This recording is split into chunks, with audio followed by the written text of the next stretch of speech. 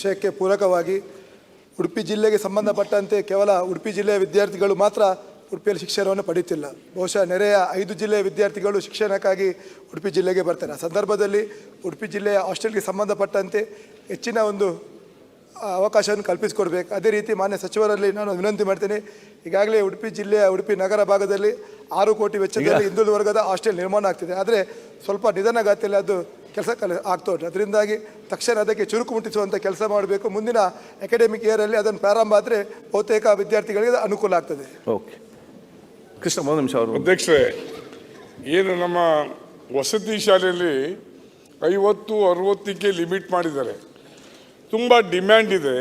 ಈ ಪ್ರಸ್ತುತ ಇರ್ತಕ್ಕಂಥ 50 ಸೀಟನ್ನು ಕೊನೆ ಪಕ್ಷ 70ಗೆ ಅನೌನ್ಸ್ ಮಾಡಿದರೆ ಸ್ವಲ್ಪ ಮಟ್ಟಿಗೆ ಫುಲ್ಫಿಲ್ ಆಗುತ್ತೆ.